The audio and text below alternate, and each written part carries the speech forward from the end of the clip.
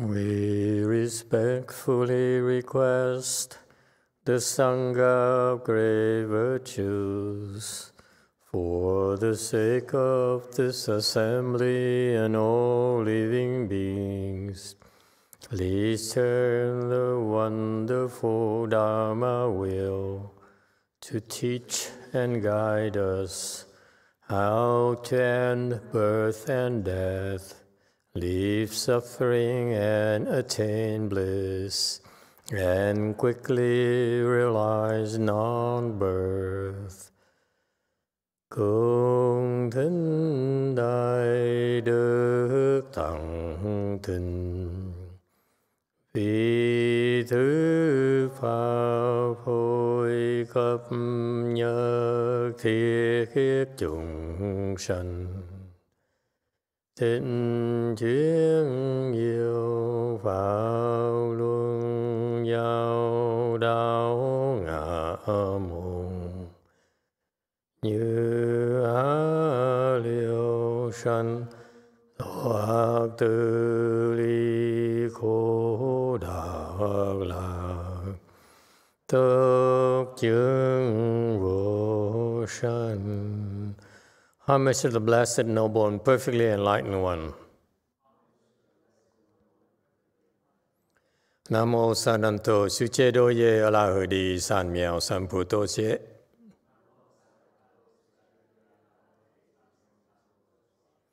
Nam mô Tạc Đạc Tha Tô Già Đà Già La Đế Tham Hiệu Tam Bồ Đà Toa. Did I do English or not? Too bad. Sorry. The unsurpassed, profound, subtle, and wonderful Dharma in 100,000 million aeons is difficult to encounter. Now that I'm able to see and hear, I will receive and maintain it. I vow to fathom the thus come one's true and actual principles. Wu sheng sheng sheng wei miao fa bai qian wan jian an zao yu, wo jin jian wen de shou chi, yuan jie ru lai zhen shi yi. O Buddhas and Bodhisattvas, Great Master Ching Liang, Great Master Shen Hua, all venerable, loveful people, and all good advisors, Amitabha. 诸佛菩萨、清凉大士、师父上人、各位出家人、各位善知识，阿弥陀佛。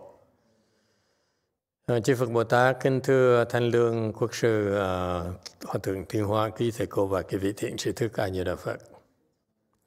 Hello everyone, thank you all for coming. Today is the 21st of November 2021.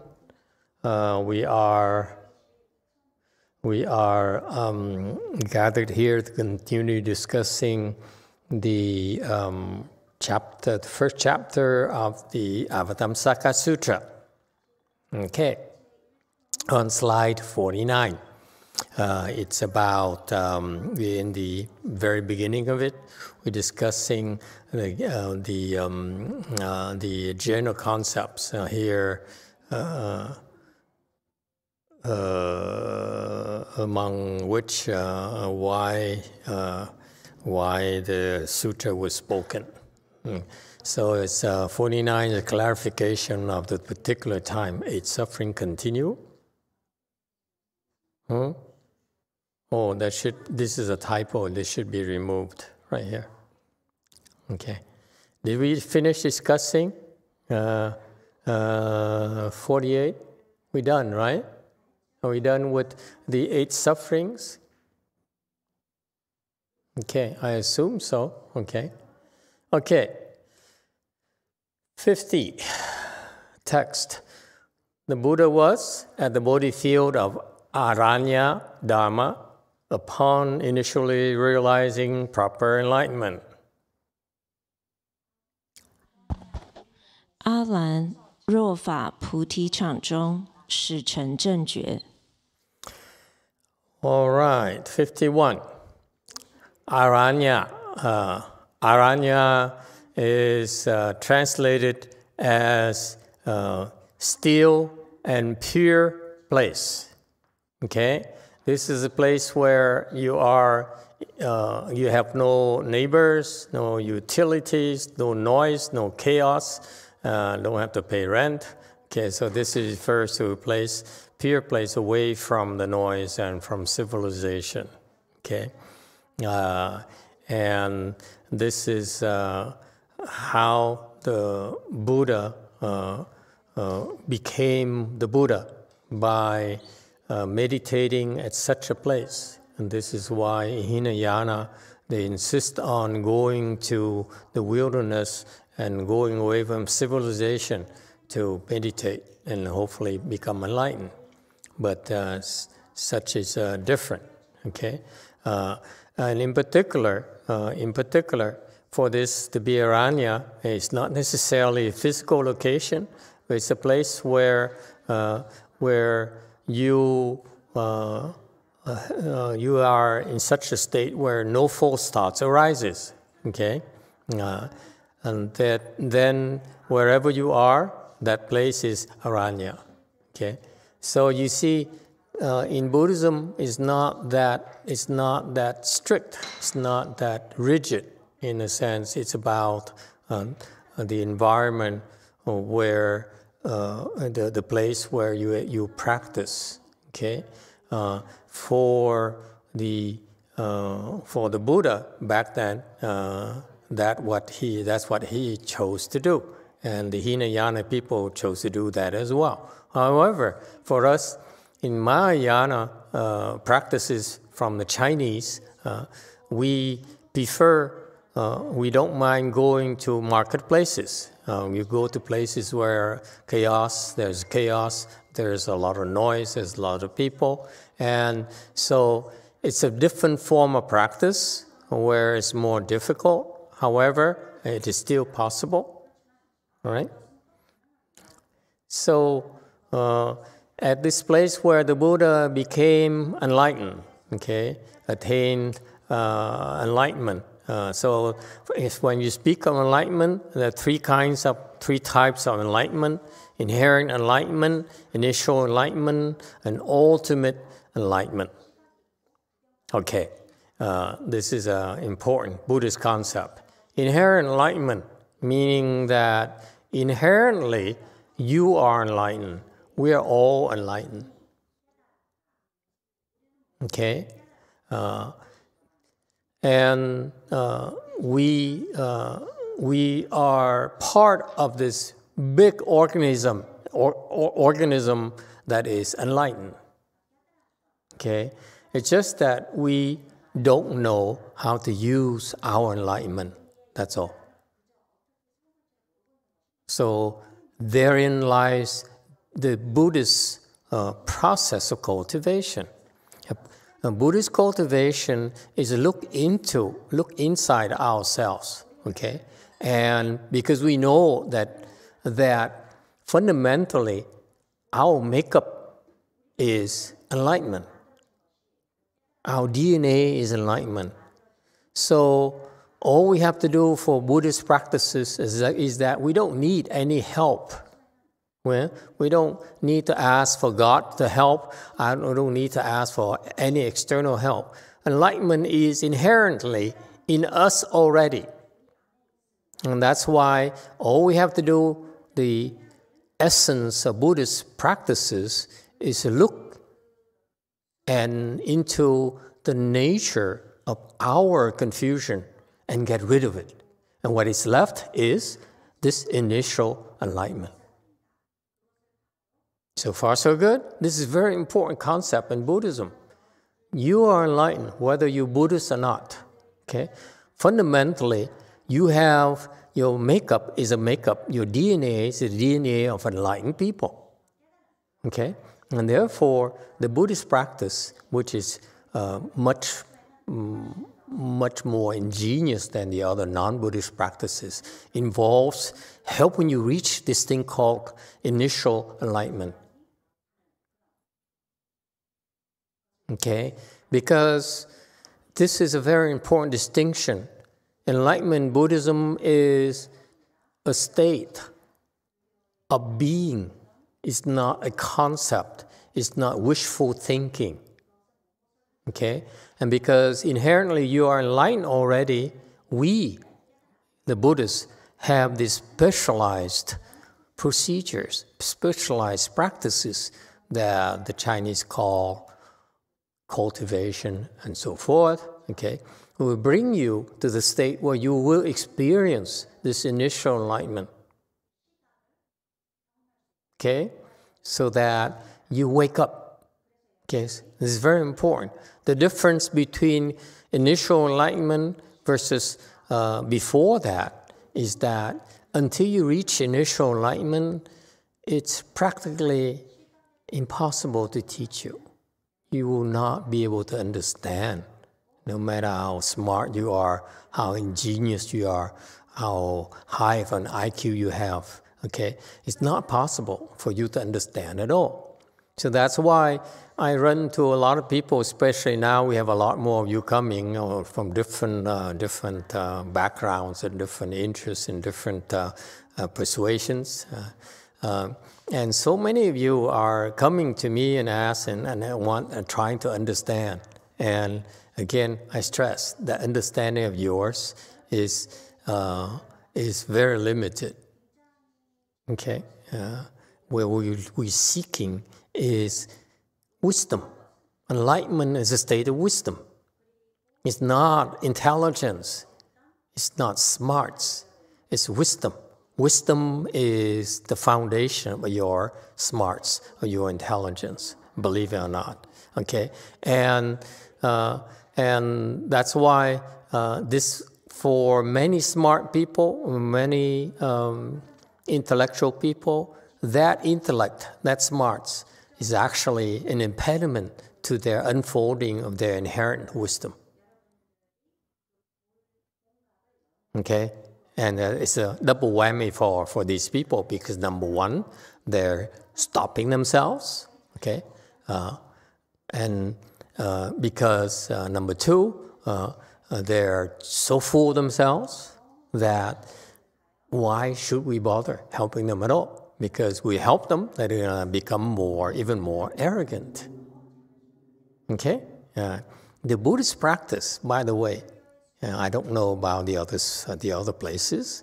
The way I train you, the way we train you, is directly aimed at making you more humble, less full of yourself. If you wish to undergo that type of training, no one is forcing that on you. Okay, it's your personal preference, personal choice. Okay, and this path here, this way here, is a way of walking this journey where as you progress further or higher, you become more and more humble. The ego is less and less predominant, if you will.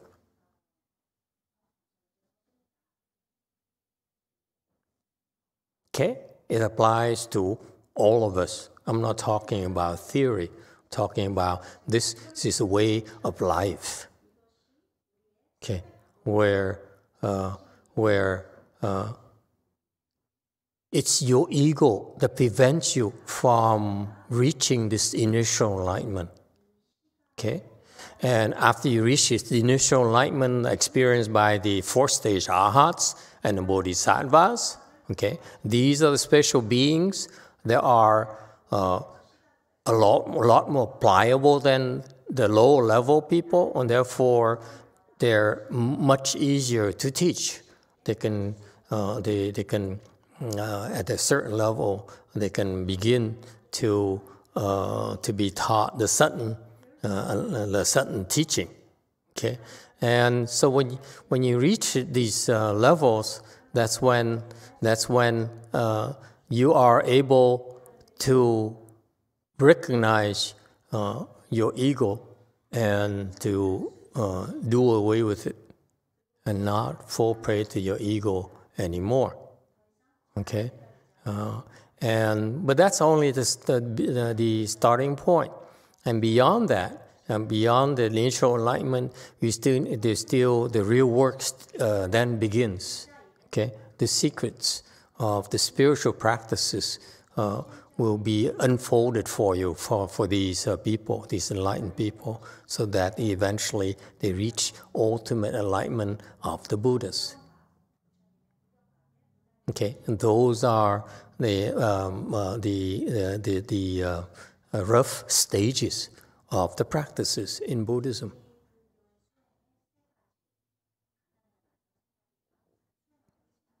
Questions or comments?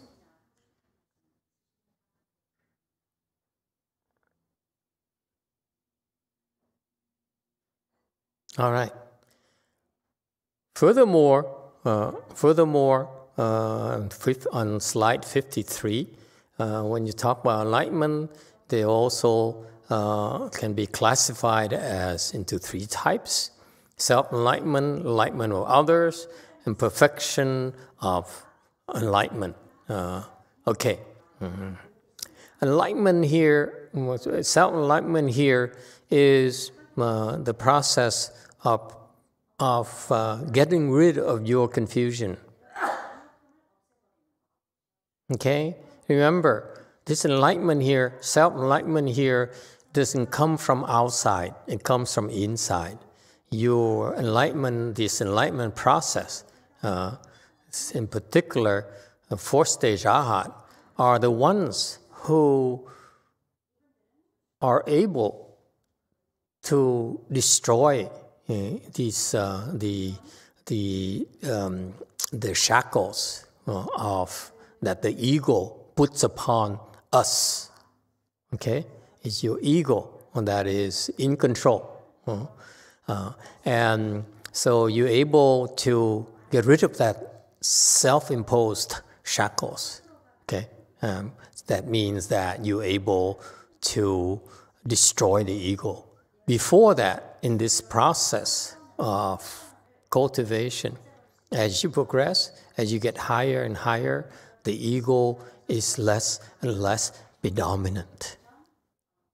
So that's why we insist, we keep on stressing on the importance of making progress. Okay? Unless you make progress, you have to be cognizant of the need to continue to make progress. Because if you don't, the ego simply finds other ways, more ingenious ways, to assert itself. That's all. And that's why we need to continually make progress. All right? And as you continue to make progress by improving, okay, remember, it's very simple. You improve, your ego has less control over you. You are less confused, okay? And the next level, you're even less confused, and so forth, so forth. So that's part of the fun of cultivation, you will, part of the wonders of cultivation, you will. Okay, the wonders of self-discovery.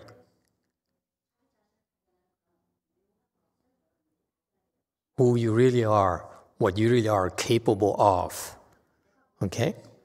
When you're not confused.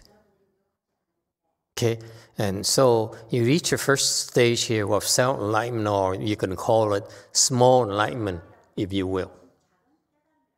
Okay, and then you continue to the next level, because this small enlightenment here is just the starting point.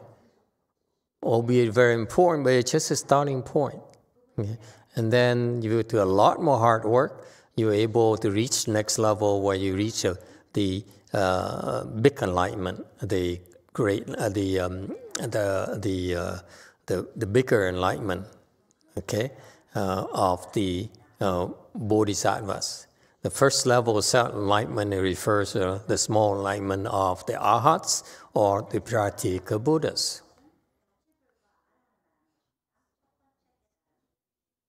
Okay, this self-enlightenment is actually very difficult because it's the nature of our existence, because we're so confused that lifetime after lifetime, we plan the causes to continue to revolve in this wheel reincarnation to the point where we've been doing this for so long, we forgot. We're so adept at staying in this wheel reincarnation. Okay? And that's why it's very difficult to get out of it. And the best bet, especially for people in our era, Dharma ending era, is go to the Pure Land. Okay? This is a lot easier than trying to reach self-enlightenment. Okay, in our world, Saha world, self-enlightenment here of the Arhats or the Pratyeka Buddhas requires a lot of work, a lot of hard work. It's very, very difficult to achieve, typically. Okay, so that's why in the Chinese Buddhism, they revere these fourth-stage Arhats and the Pratyeka Buddhas because it's true. They realize how difficult it is to reach that level. Okay, but however, in the Mahayana circles, we really are not impressed with the fourth-stage Arhat and Pratyeka Buddhas because we see their limitations. Okay, we see their inherent dangers in getting stuck when you reach the state of self-enlightenment of the sound hearers. Sound hearers refers to these Buddhist practitioners who listen to the preaching of the Buddhas, the sound of the Buddha's preaching, sermons, and they become enlightened. Okay, they reach fourth-stage Arhats or Pratyeka Buddhas. Okay. Whereas for us in Mahayana, we shoot for the next level of enlightenment of others. Enlightenment of others involves, first of all, becoming enlightened yourself, big enlightenment yourself, and then for the sake of learning how to help others become enlightened. Okay, so in other words, when you reach the stage number 2, the type of a second enlightenment or enlightenment of the second big type of enlightenment, big enlightenment of yourself, that involve many levels as well. Okay, primarily there's some hierarchy of enlightened people where at different levels they'll be able to develop skills how to help others. Okay, so for example, in the future, as a request of someone on the internet, it says, "Well, will you discuss the 10 grounds chapter?" Absolutely, we'll discuss the 10 grounds chapter. And 10 grounds are grounds number 1 to number 10. Ground number 1 being the lowest level of this big enlightenment here. Okay, and that lowest level there, you get there, then what you do is you be trained on how to help a certain group of heavenly beings.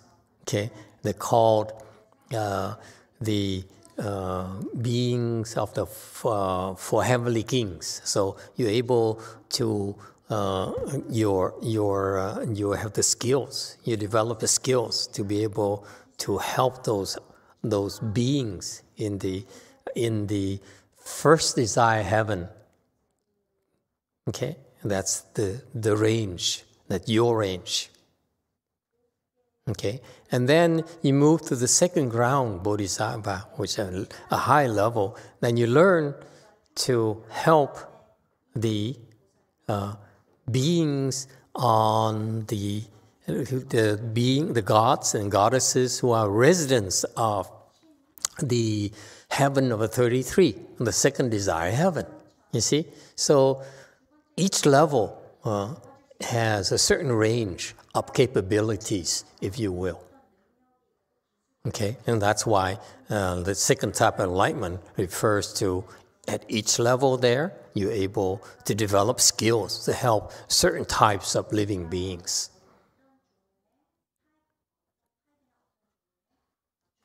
Any questions? All right? And finally, on the last level is that you reach the perfect enlightenment of the Buddhas who can cross over any living being.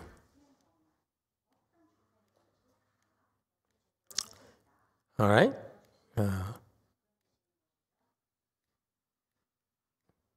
All right. Next, on slide 54, after he became a Buddha, Buddha spoke this sutra, Flower Adornment Sutra, in 21 days. Okay, so in the text there, it says, upon initially realizing proper enlightenment, it's the fulfillment of the time requirement of sutras. Okay, go ahead, go first.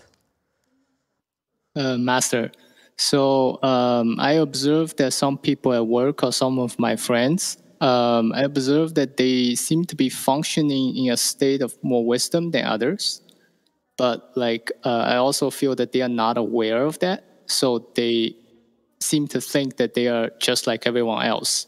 But I see that the way they handle things, they do things, and they speak in certain circumstances seems to have a level of wisdom in them. So is this a real thing, or am I just confused? I'm not seeing that correctly. Not at all. People function and operate at different levels of wisdom, if you will. However, the wisdom there, the word we use, wisdom here, could be misleading.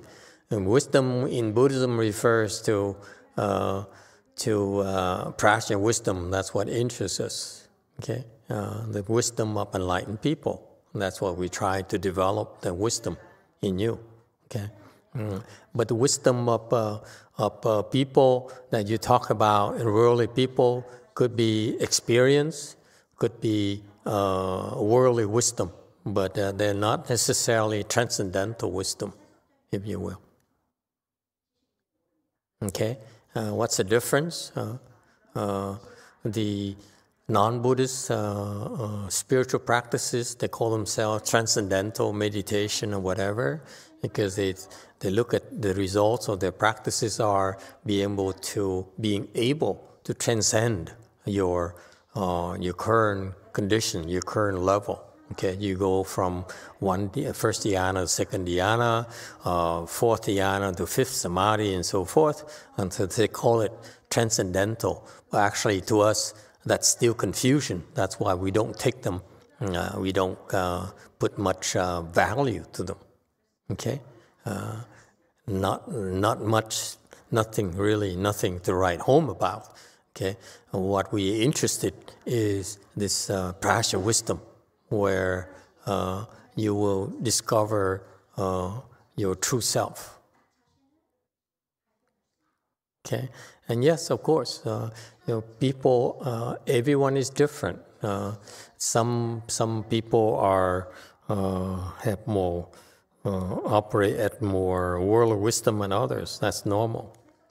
It's not your imagination.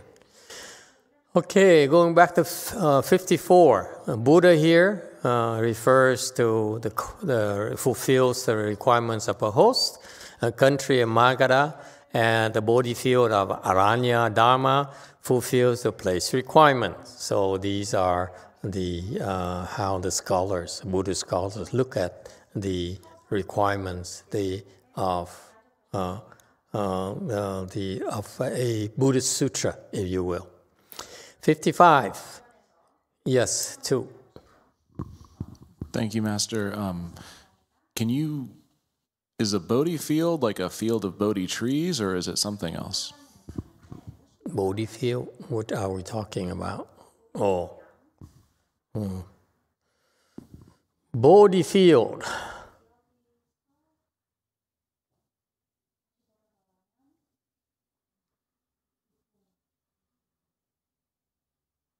Okay. Bodhi field here is the English translation of Bodhi Chang. Okay? Bodhi Chang here is the field. This is the place where the Buddha planted the seeds of enlightenment. Okay? Bodhi Chang is Chinese for Bodhi field. Okay, the place where you plant the Bodhi seeds. Okay, so it refers to this particular Bodhi tree that the Buddha was meditating under before he became enlightened. He became a Buddha. He sat in the Bodhi tree and made a vow. He said, "I will not get up until I become enlightened." So that's called a Bodhi tree right there. And after he became enlightened, he continued. He became a Buddha. He then started doing the work of a Buddha. So he contemplated. He says, "What do I do next?" He says, "I need to speak the Flower Adornment Sutra." And so he sat there and spoke the sutra for 21 days. And that's why that particular tree there is called the Bodhi field. Okay? And that's a place where he planted the seeds of the Bodhi seeds, the seeds of enlightenment to the Bodhisattvas. The Bodhisattvas who came to listen to this Flower Adornment Sutra were at different levels. Okay? As they listened, these Bodhi seeds, the seeds of Bodhi are being planted in them. Okay, so that's why this is that place, the Bodhi tree, is called the Bodhi field. So it's a physical place, yes.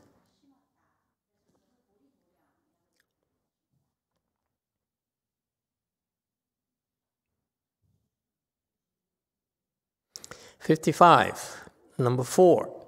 Specific revelations, the adornments of the place. A, adornments of the ground. Okay.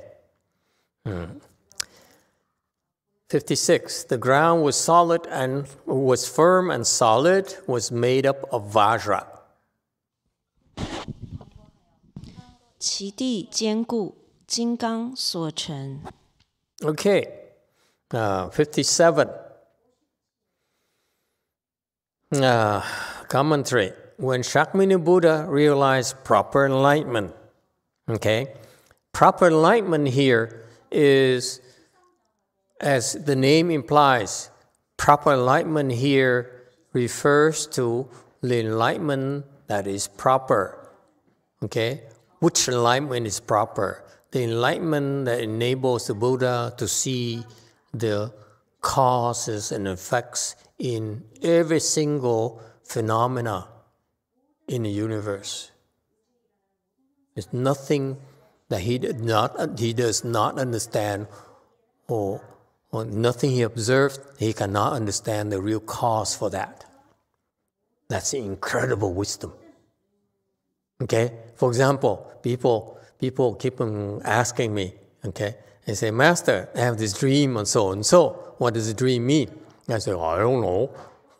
If you were to ask the Buddha, he said, "Of course, there's a reason for that dream." You see? And that's the difference in wisdom. The Buddha has proper enlightenment, meaning that there's nothing he does not understand why. Why so? That's incredible wisdom. Anything at all. You ask him, he says, it's because.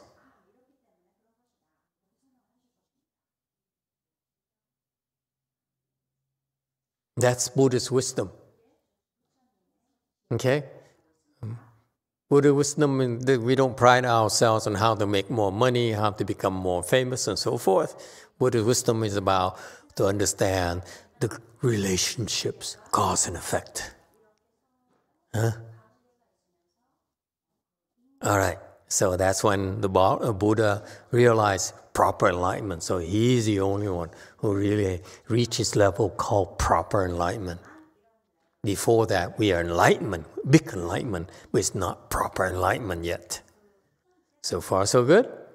Okay, and so there are lots of things we still don't understand.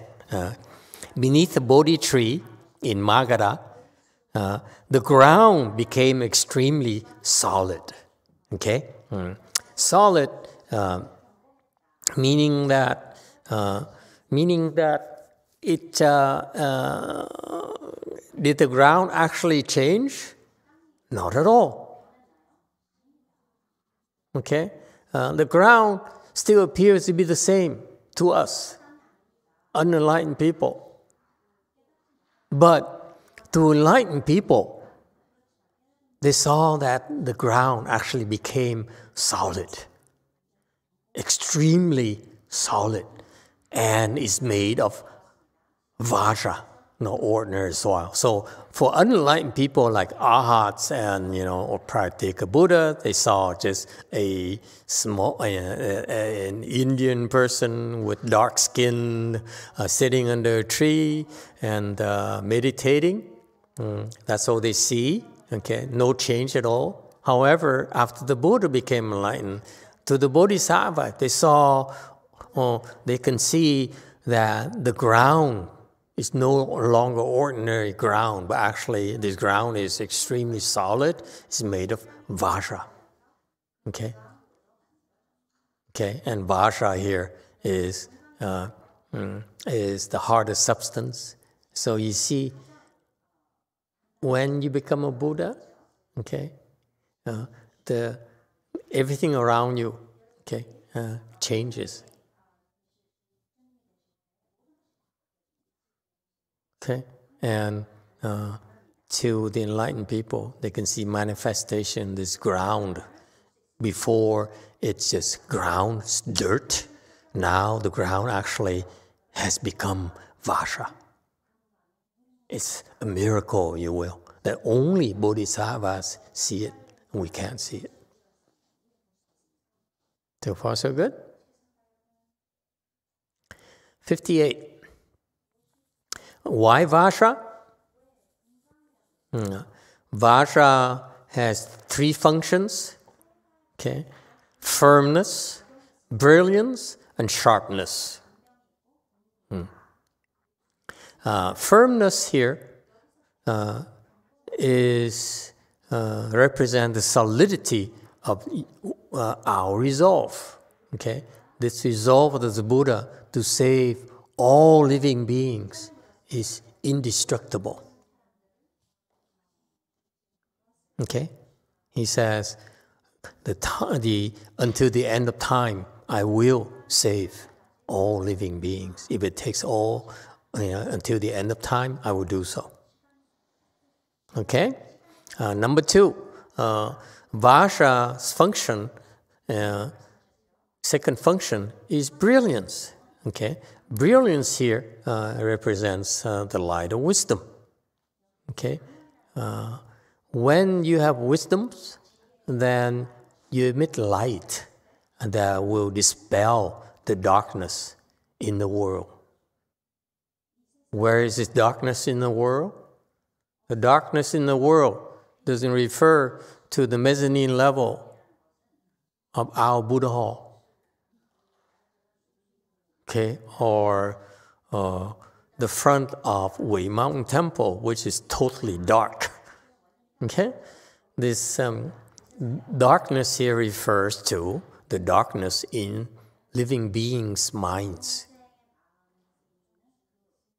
Okay, that prevents them from seeing clearly, and that's why the Vajra here emits the light that will help the light of wisdom, will help living beings see clearer, will illuminate the darkness in living beings' minds. Number 3, sharpness. Sharpness here it represents relentless vigor. Okay, Vajra is created, is mined, if you will, via vigor, like Bitcoin. Yes, 4. From Jason K. Are the Buddha's relics also indestructible since the Buddha's body is Vajra?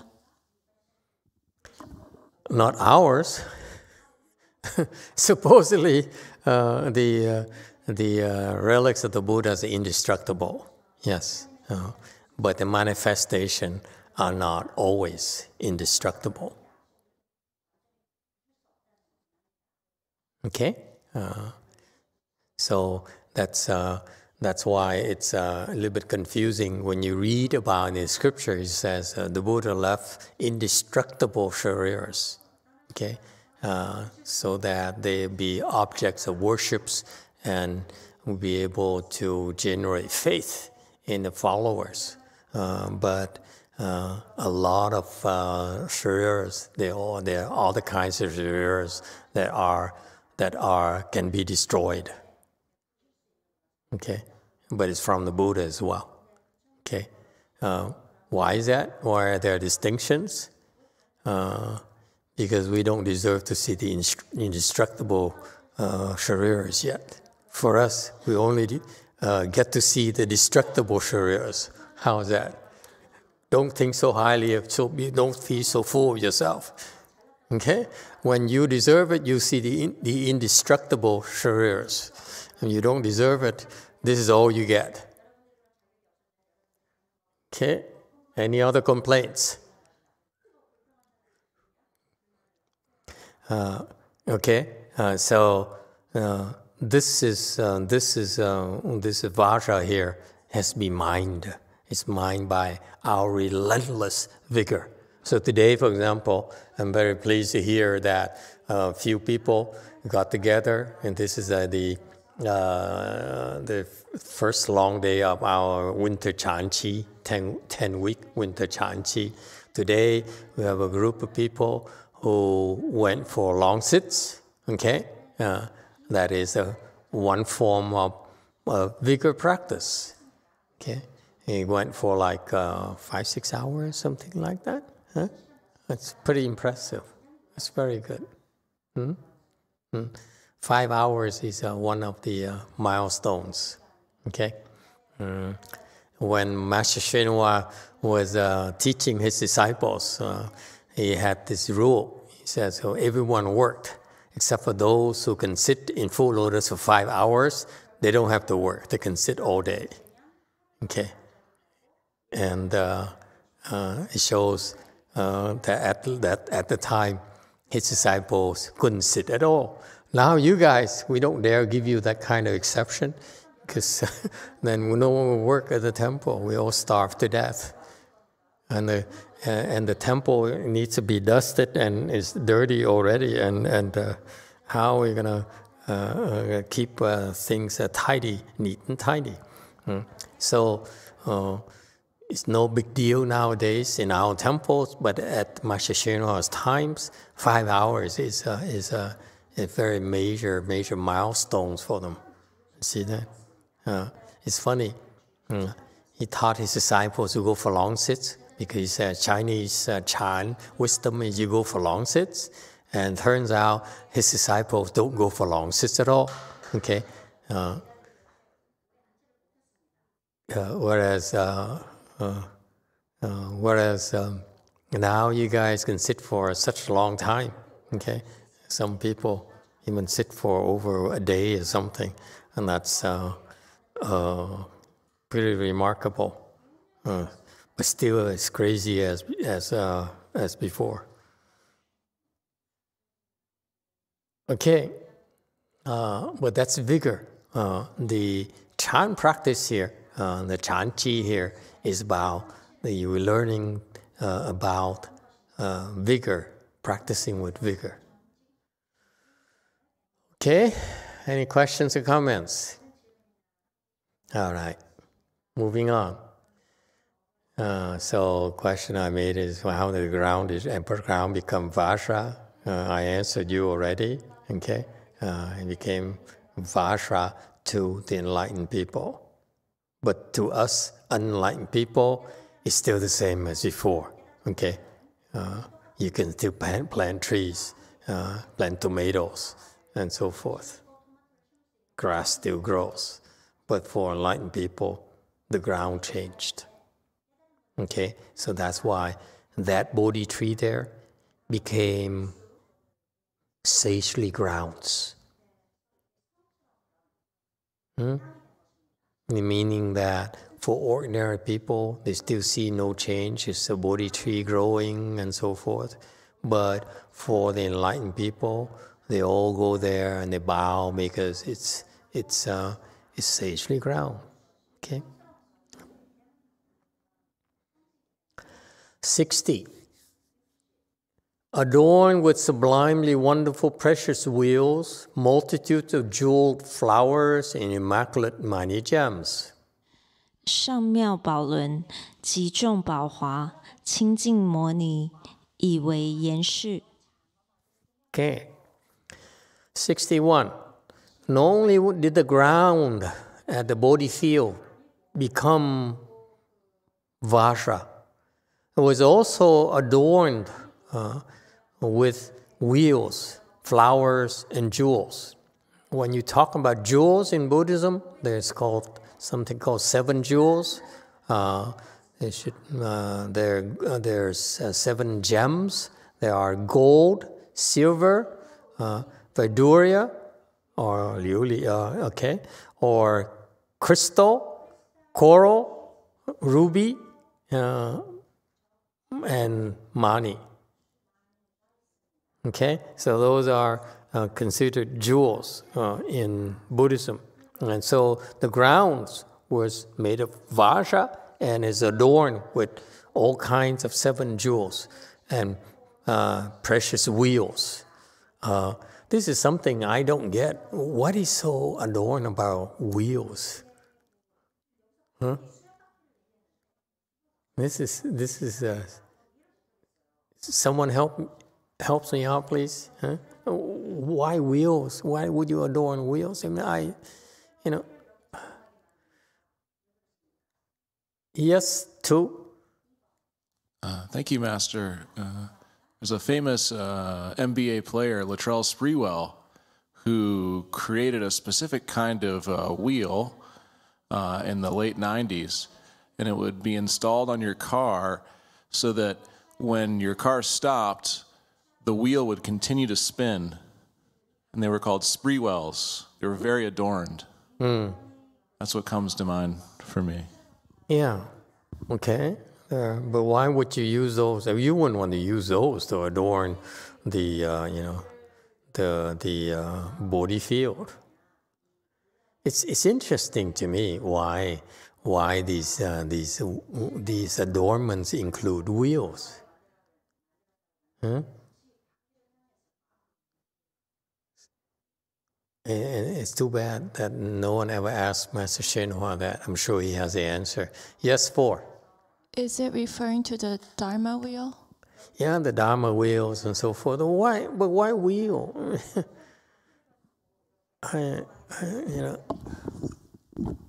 Q&A. What? Vietnamese, they call chuyển pháp luân that a Dharma wheel. Yeah, you turn a Dharma wheel, yeah, but actually it is precious wheels. They're actually wheels made up of the 7 gems. Okay? And that's part of the adornment. In the Pure Land, you go to the Pure Land, you have trees, you have layers of trees, you have layers of railings and so forth. Okay, so that's part of the adornment of the Pure Land. But here in the Bodhi field, they somehow in our world, the precious wheels are are there for a reason, which I don't get. Yes, go ahead, 4. 제가 예전에 아는 지식으로는 대승은 커다란 수레에 비유를 해서 그 커다란 수레에 많은 그 중생들을 태우고 다 같이 정토로 간다 이렇게 해가지고 많은 중생을 태워야 되기 때문에 바퀴를 장엄하지 않았을까라고 생각을 해봤습니다. Master, I read from somewhere that in Mahayana, we think that big vehicle is important because we could carry as many as people in this vehicle and take them to the Pure Land. Maybe that's why they use the wheels as to adorn the place. Okay, so you have these wheels to adorn place. I prefer to see mountains and valleys and oceans. To me, it's much more picturesque than wheels. I don't know. Maybe we have different decorators, interior decorators. But to me, I don't get why wheels are so prized. Okay. I fail to understand. I'm admitting my ignorance. I cannot make the connection of why adorning the body field with precious wheels. I don't get it. Okay, or this is to tell you that if any of you decides to make a wheel made of gem and jewels and give it to us at Wei Mountain Temple, don't expect like a big reception. We won't be impressed.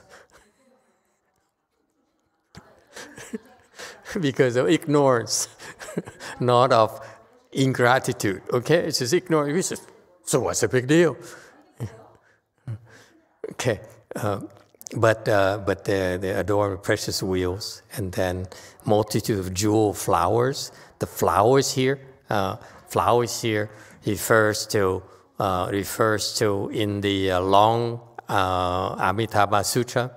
It says that when you're born to the Western Bliss Pure Land, okay, you will be transformationally born within the 7 jeweled flower. Okay, so that's why that's sort of like your house, if you will. Okay, your personal pot or whatever. Okay, so I can see jewel flowers. Okay, that's cool. Okay, and also immaculate many gems, which has many has 3 meanings: precious pearl. Okay, it's a pearl, precious pearl, separation from defilement, and as you wish. Okay, so all these adornments are exquisite, if you will.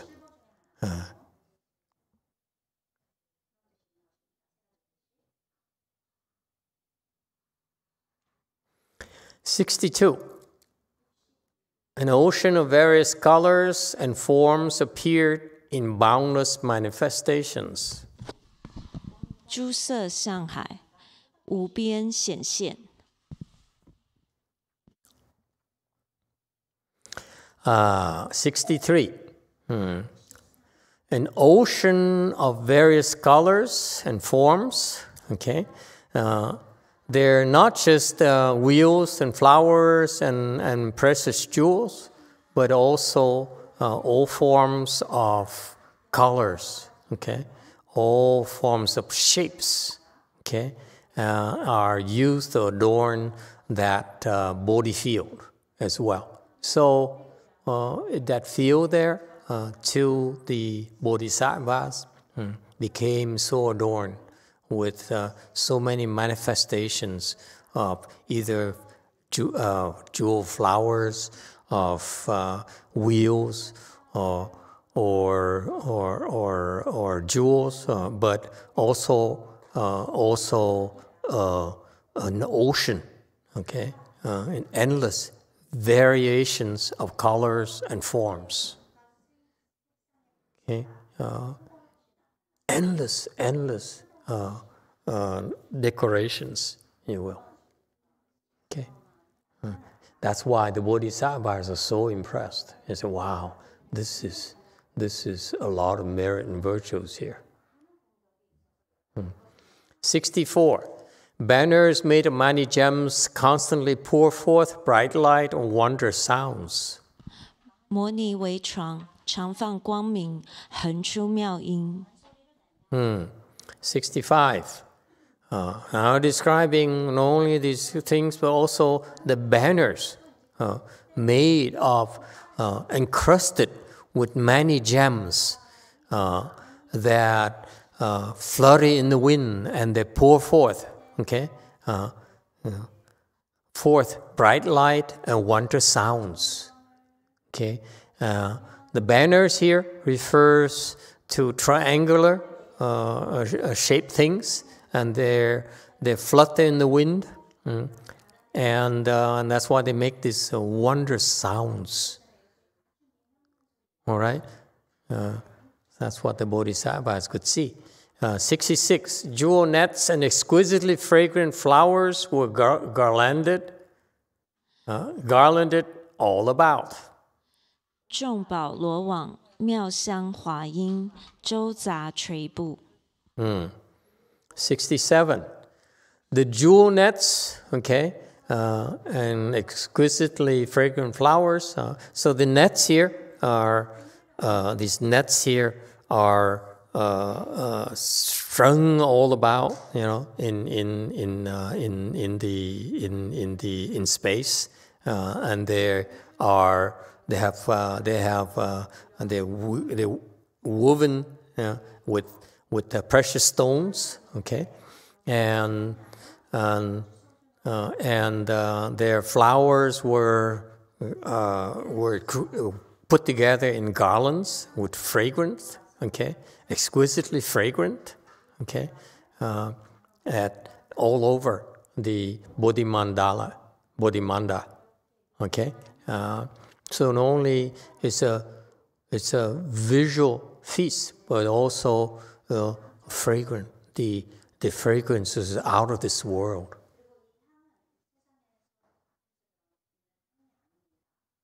Okay. 68.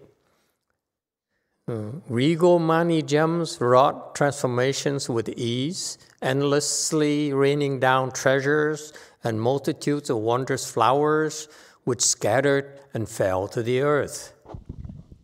摩尼宝王变现自在，语无尽宝，极众妙华，分散于地。Okay, mani jewels are considered the king of jewels, and these king of jewels have different types of transformations, have different shapes, different forms, different types of configurations at will, and endlessly rounding down. The flowers are being rained down, and not only flowers, also all kinds of precious things everywhere. All right?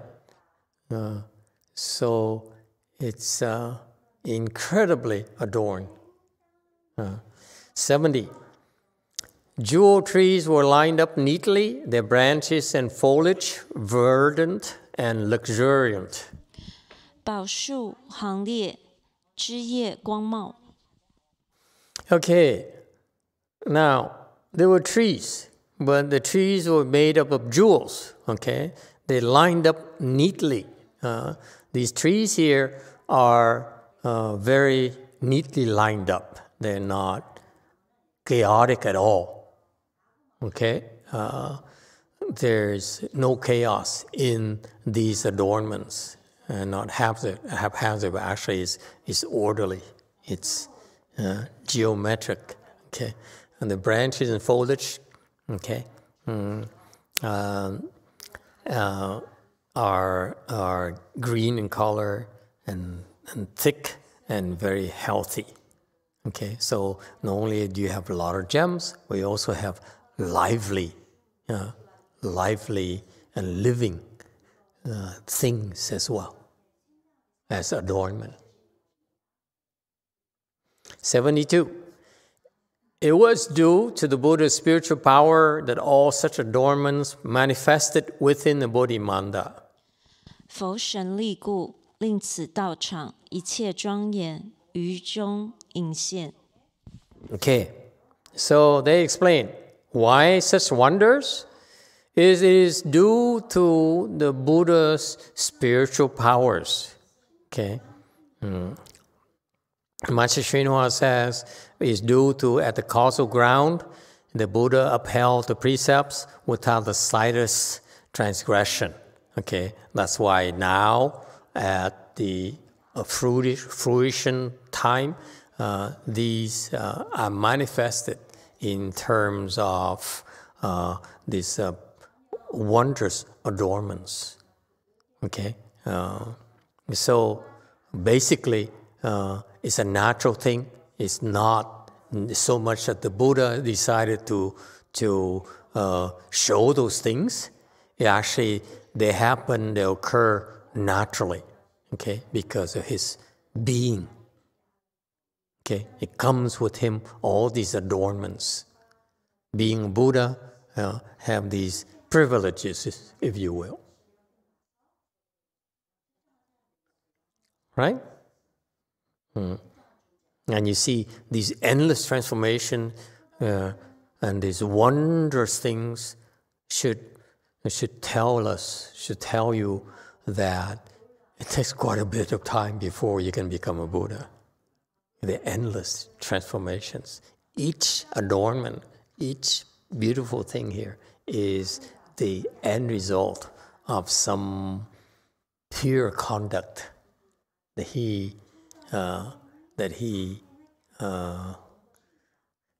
practiced for a long, long time. Yes, number 2. Thank you, Master. So it wasn't that somebody brought wheels to the Bodhi field. It's that the wheels manifested due to the Buddha's enlightenment. Yes, I think we're beginning to see here is the wheels, all those precious wheels. Now begin to see it. Can you see it now? What's the clue here? The clue here is those wheels are, you're right, your instincts was correct. All those wheels are adorned, those precious wheels are those endless precious wheels there are the many lifetime he spent turning the Dharma wheel. So for example, Master Shinhua, when he becomes a Buddha, he'll have a wheel called Saha World Wheel, 2119, 99. That's when he died, So there will be dated wheels, because he's there. And, like what people they score these things on the trees, M plus J. Okay, same thing. All these wheels are actually the results of his speaking the Dharma, spending his entire life speaking the Dharma. All right, now it makes sense to me. Okay, so these wheels are because every time he speaks the Dharma, it's so beautiful. I don't know about you, but when I listen to Master Shenhua's explanation of the Avatamsaka Sutra, it is so beautiful. It's my favorite. Of all the sutras, his explanation of the sutra here, Flower Adornment Sutra, is the best for me. It's so beautiful. I've never seen anyone do it the way he does. Yes, sir, in the back, 6. Did you have something to say? Yes, this morning, no, it was yesterday. Yesterday, when they were doing the transference, I was thinking to myself, if Buddha is something real, right? Excuse me, if? I mean, that's what I was thinking. Why do Buddhists... Sacrilegious. So why do Buddhists want to practice to go to Pure Land if they could just practice to become a Buddha in this lifetime? Well, Buddhas do what Buddhas do. What do I know? No, but my question is, why not practice now instead of going to the Pure Land just to become a Buddha for now? Because you don't have enough time to become a Buddha. Okay. When you go to the Pure Land, you have plenty of time to become a Buddha. Here, our life expectancy is about, here in the U.S., 80 years old, 80 years. That's hardly, enough for us even to become a millionaire or billionaire. Okay? It's not enough. So, that's why when you go to the Pure Land, your life expectancy is like countless, so that you have plenty of time to perfect your practice. Here, by the time we're done with getting up there to a certain level, we run out of strength. My master, he came here. How long did he have? He lived until the age of 73, 74, and then he died. It's hardly enough to really do much at all. Okay? All right, anything else? So, Master Shua explained what are the foundations of Buddhist morality. Q&A, go ahead. Master, please forgive me if this question is not respectful. But I have always wondered in the Avatamsaka Sutra and also here in this sutra, there's a lot of description of like the jewels, 7 jewels, and the gold stand, the ground, gold ground. It seems like it's very sort of tied with a particular like a customer tradition where like jewels are very valued, like in Indian, or I don't know, it just doesn't sound that appealing to me, that particular aspect of it. Like, I wonder if is there something like, is this like the sutra will be like manifested differently for different ages or different world where people maybe like other things, or like, I don't know, even in modern times, maybe gold is not as special as, like in like ancient India. So that's my question. So you're not impressed by these jewels? Is that what you're trying to say for half an hour? Yeah, I don't know if I'm the only person, but it's very. You're not unimpressed by gold?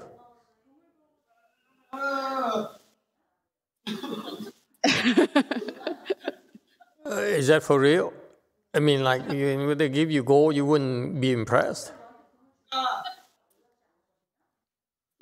Wow, kind of, but it's not like I'm excited for it. It's like I'm jumping up and down for it. It's like, it's okay. It's gold.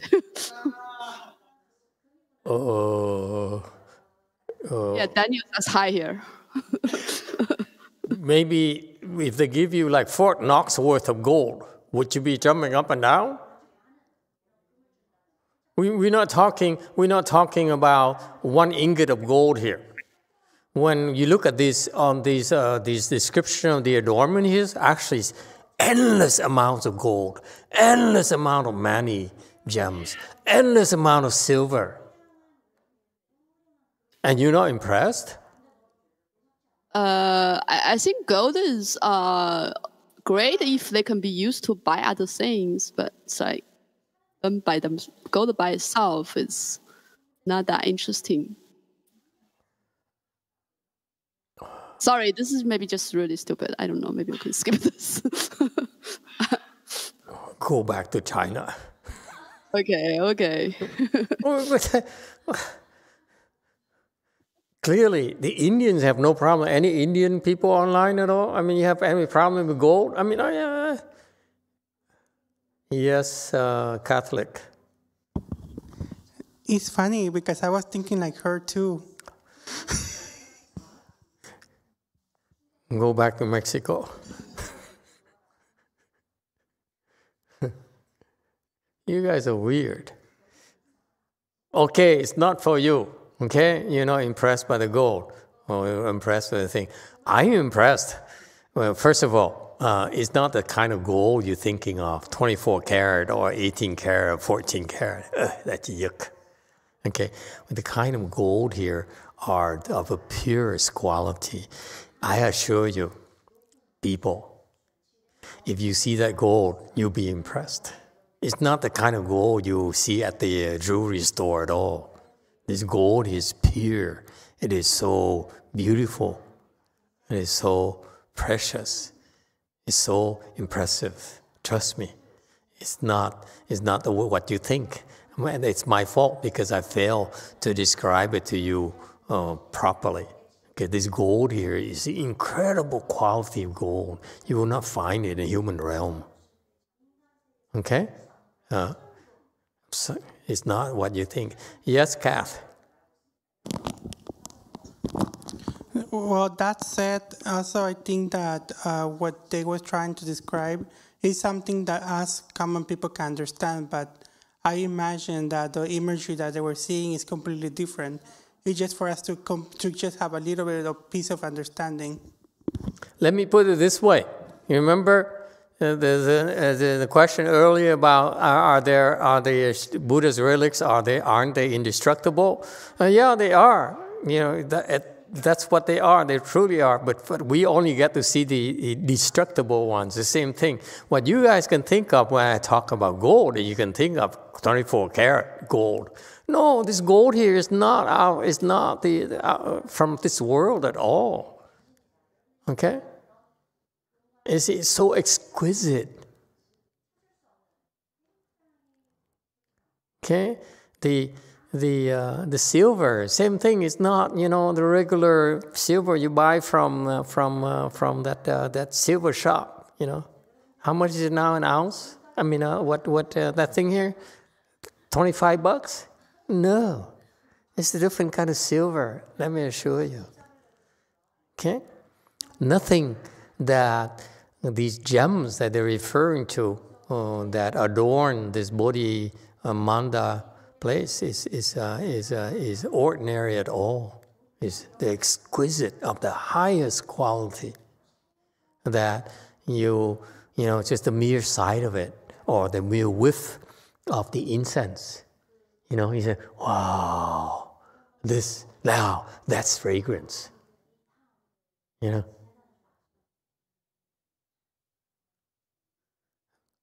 sorry, this lady here in Go Forest seems to lack in imagination, and it's my fault. Okay, because if we talk about this too much, then it sounds like we're bragging, and the non-Buddhists will say, "Oh my God, these Buddhists are such braggarts." Okay, no, this is the result, the natural result of the purity and the endless practices of purity that the Buddha did endlessly. Okay, so that's why, like for example, we talk about the rules of morality, the 5 precepts. Okay, in 74, slide 74 here, non-killing precept here. This non-killing here is Buddha. When he practiced non-killing, he perfected it. And the next time around, he practiced non-killing again. He perfected it and bring it would brought to a higher level, a higher level, a higher level. That's why the end result of these gems are so refined, are so of highest or extreme quality, not the way we think. Okay? So that's why it is to the bodhisattvas, when look at these things, when they come to this Avatamsaka Sutra lecture and they saw all these adornments, and oh my God, I cannot produce such adornments myself. These bodhisattvas, they themselves, they said, I want money, money manifests. They have that kind of power themselves. But the money they produce, the will from their spiritual powers, is nowhere near the quality of the gold and the gems that the Buddha was manifesting to adorn his way place. Okay? That's why the bodhisattva said, wow, this is so cool. I never imagined gold could be like this. And mine looks like a piece of steel next to his gold. All right?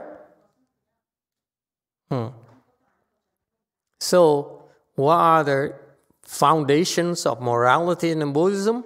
No killing. Okay? And you should avoid killing yourself. And should not think of killing. Okay? In contrast, you should have compassion to love and protect all living beings. Okay? And so, see, this is rule here. So that's why he refined it by lifetime after lifetime. He avoided killing this lifetime, went back, and next lifetime when come back to this world, this higher world here, and then he practiced non-killing again, okay, and so forth, okay, lifetime after lifetime. All right, and that's why these adornments are wonderfully exquisite. Okay, and also 75 non-stealing precepts, not steal with the body, the mind, okay, but do not have thoughts of stealing, and you strictly practice and cultivate and maintain Vinaya, okay, so that's the stealing precept, okay. No sexual misconduct precept on slide 76. No sex precepts is also thus. Not even let a thought of sexual desire stir your mind. And according to Master Hsuan Hua, this is all Master Hsuan Hua's teaching. This is Chinese teaching, okay? It's not my fault. Don't call me old-fashioned. And he says, I always chuckle at this. He says, although you may be married this lifetime, you should be husband and wife in name only. That's how pure he is. These Chinese are impossible. Yes, Ahang. Master, what does it mean by just be husband and wife in name only? I don't know. Someone help me out, please. What does it mean in name only? Huh? Yes, let's give the sisters Victorina a chance to contribute. Husband and wives in name only. Well, I woke up on this one. Aha moment. So it sounds like that you're supposed to just be a husband and wife, like maybe go to the justice of the peace and you go and get a piece of paper and you say you're husband and wife, but you're not really, you're like brother and sister or just friends. That's what it sounds like, right? I need more details. It's still a little bit vague for me. I mean, in name. What does it mean in name? Yes, too. Thank you, Master. So it's like the sitcoms in the 70s where the FCC said husband and wife characters can only sleep in the same room if they're in separate beds on television. So the husband and wife would have, the husband would have one bed and the wife would have one bed. However, in modern times, husband and wives on television can now sleep in the same bed, no separate beds, which is the long way of saying that in name only would be in separate beds, whereas husband and wives sleep together in the same bed. You people lack imagination, that's all I can say. Yes, 8. Master, I'm going to cut through the chase. Yes, please do. There's no sexual between the two. No intimacy. You equate intimacy with sex? Okay, sexual intimacy. I don't know what he's talking about. Yes, the disciple, Master Shenhua, right there, she knows exactly what her teacher is talking about.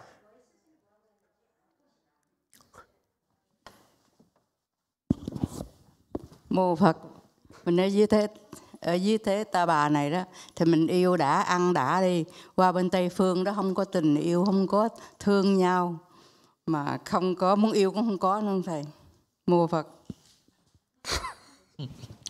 Master, in this Saha world, if you could go ahead and love and eat and enjoy, because once you go to the Pure Land, Amitabha Buddha Pure Land, there will be no love. You cannot love anymore.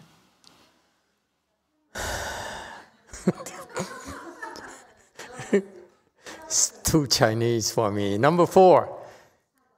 From Sauces, share the name, not the bed. From Chris L., a platonic relationship. Platonic relationship. Anyone else? What is the name here? Go ahead, go first. The boring lady. I'm not the boring lady, Master. Just have okay, the boring man. yes, I am. Just have a comment on Vicky's comment. I think what she described sounds like immigration fraud.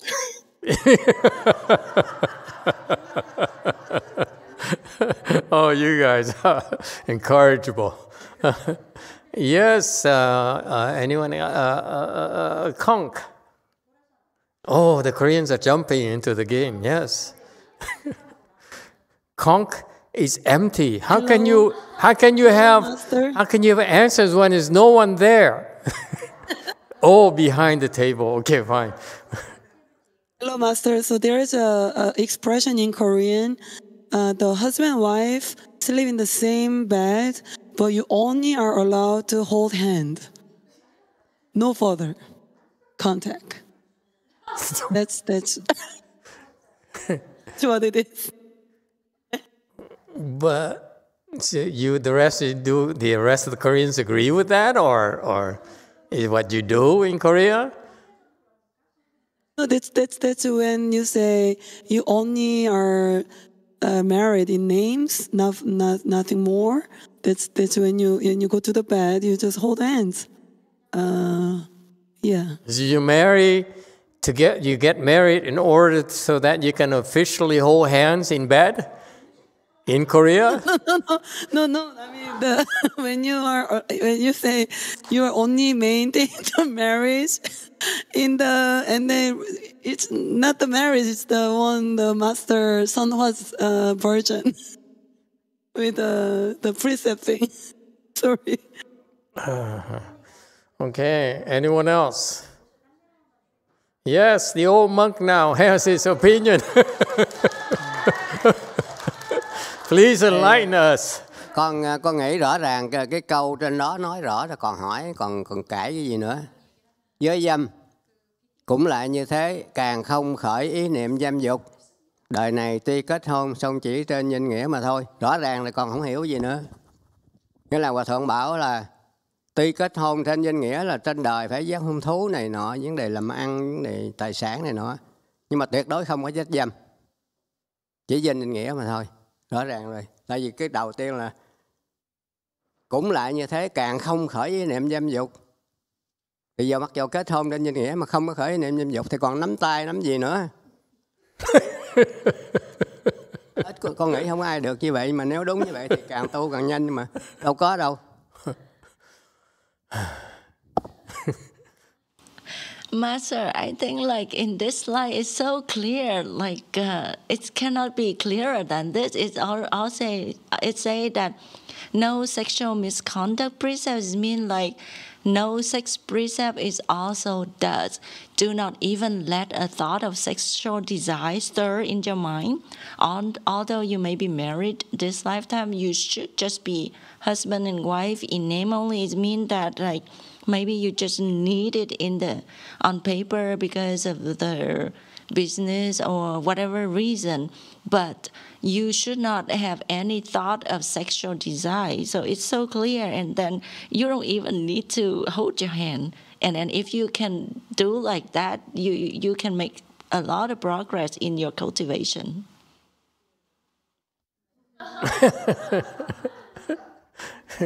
Somebody said, why don't you just be a nun? Why bother getting married?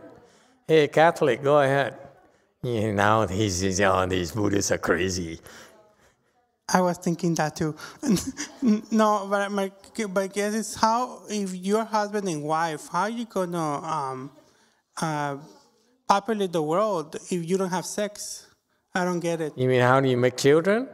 Yes.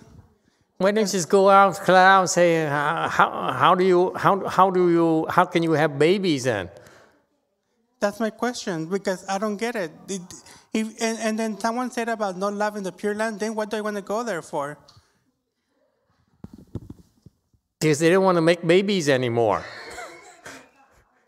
They have enough here. They have enough babies here. You don't need more babies in the Pure Land. Yes, 6. No, but I mean by love, I mean that how are you going to be able to save other people if you don't have no love? How are you going to be able to serve the people down here, or help the people that run down here, or how are you going to pay your, I forget what you guys call it, what is due to other people? I don't know, or to other living beings. How, if there's no love, then, and I'm not talking about sexual love, I'm just talking about love in general. Well, we still at sex. We're not talking about love yet. It is a sexual misconduct precept here. We're not talking about love. No love misconduct precept. We're talking about sexual misconduct precept. It's very precise. That's not digress here. That's not digress. Okay? Yes, 2. Huh? Any more input? Number 4.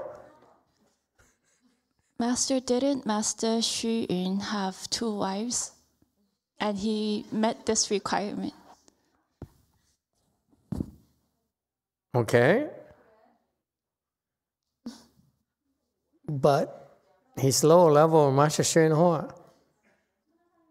If you ask me that way, I will throw it right back in put it right back in your court. He may be so, but his level is not as high as other bodhisattvas. What was the question? Why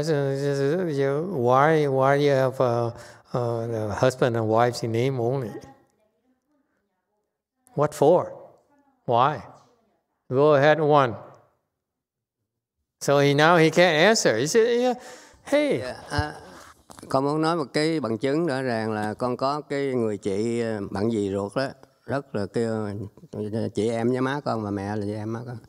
Thì bà lấy một ông này là người Công giáo, là đại sứ thời ông Ngô Đình Diệm, mà đại sứ Việt Nam tại nước Austria là nước Áo. Thì hai người lấy nhau cũng lâu rồi đó, con biết rồi, con lớn rồi. Thì một thời gian sau má con gặp bà chị, bà hỏi sao lâu quá không thấy mày có con. Thì bà mới khóc, bà nói là khi đám cưới ông chỉ đụng bà một lần thôi. Lời tới bây giờ luôn. Là không có đụng tới bà nữa. Tức là như là ông sống đời rất là thánh thiện theo đạo Công giáo của ông á. Thì bà chị con bà khóc, rồi bà mới mới hở miệng với má con là gì ruột, thì bà nói là ông này không có đụng tới bà từ ngày cưới sau đó một lần tới bây giờ luôn, tức là 10 mấy năm sau đó. Ông là đại sứ của ông Diệm tại nước Áo đó.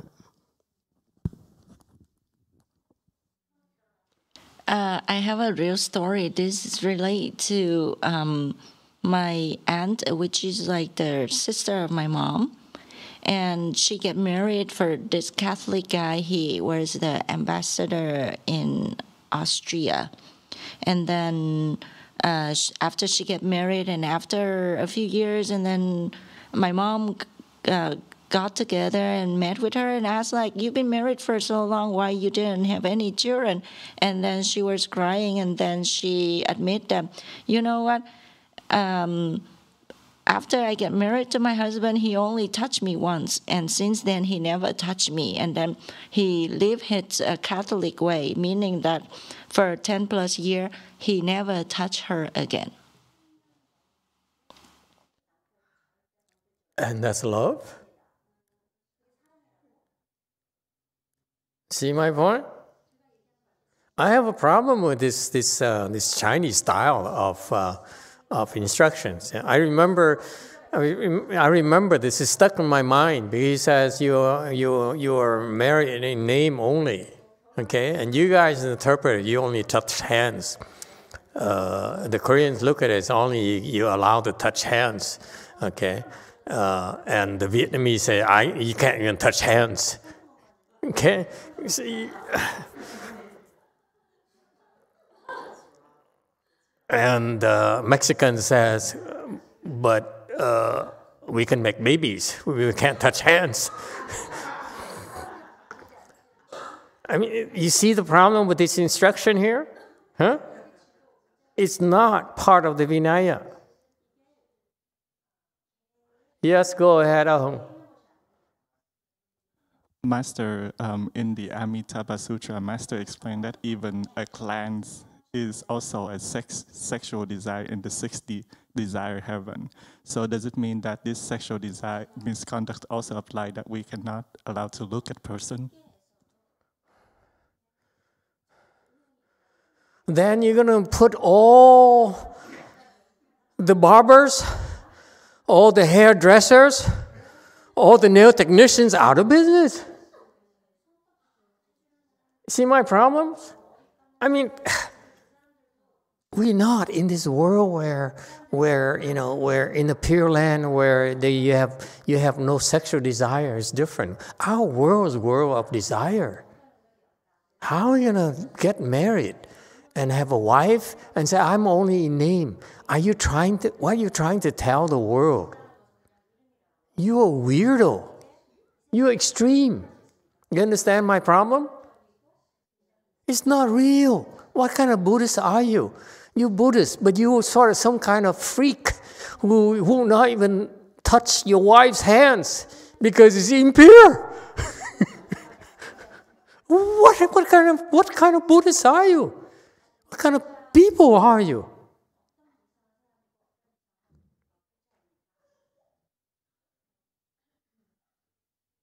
I happen to disagree with this instruction. It's not part of the Vinaya. Okay? Buddhism, the Buddhist practice is not like that. And he's describing a state of being here where, yes, it's like Mahakashyapa, like Venerable Xu Yun. Mahakashyapa is a better example. Venerable Mahakashyapa got married to his wife, Bhikshuni, purple, golden lotus, whatever. Okay? And they are totally pure since day one. It's people like that. There's nothing wrong with them, okay? They are great role models for us. If you can be like that, I have no problems, okay? Because it's two people. But because that's who they are. But for us Buddhists to teach you, Dharma masters teach you, if you really are pure Buddhist, you want to be pure Buddhist, you should be husband and wife in name only. It causes all kinds of problems to people in our era, our age, especially non-Asians. I said, you guys are not real. What kind of Buddhism are you practicing? You know? So I don't think, I have a hard time accepting this, where his point here is that you should, maybe the translation, let me see the Chinese here. 不过夫妻之名而已. Okay, you got married, but actually you only in name only. Fine. Okay, so the translation is correct. My problem is this.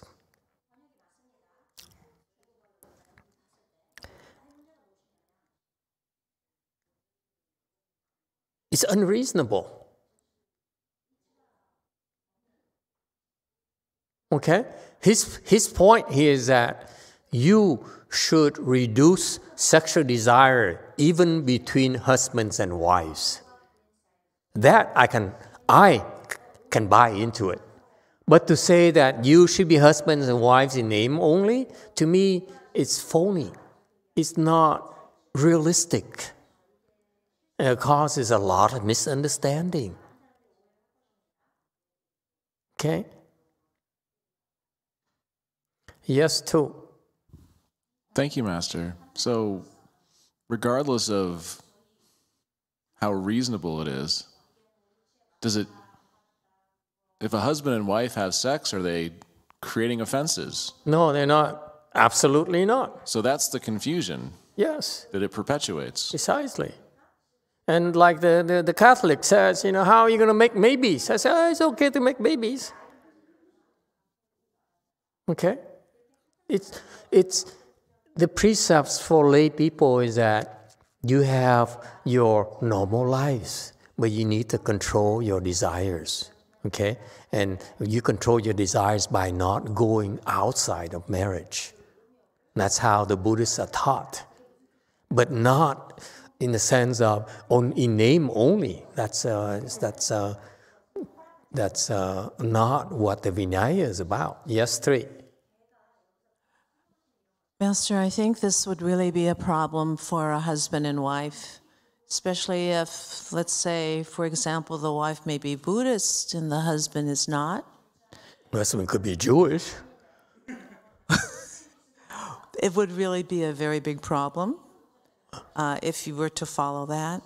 And it would really give the idea to people who are not Buddhists that the Buddhists are kind of, very strange and maybe even, dare I say, a cult or something weird. Yeah. We don't want to have that kind of impression where we are some sort of freaks and put on a facade. Okay? Yes, 4. There's 3 comments or questions. Yes. From Sauces. I don't understand how avoiding sexual misconduct means we should avoid sex. It seems like it makes people miserable. From Jason K. Maybe this precept here is for left home, not lay people in this case. From Chris L. I think Master Xuanhua is suggesting ways for us to progress in our cultivation by avoiding lust and desires. After all, how can we walk the Bodhi path and still have desires and want to procreate? Okay, I will answer point number 3 first. Okay? You can procreate and still become enlightened.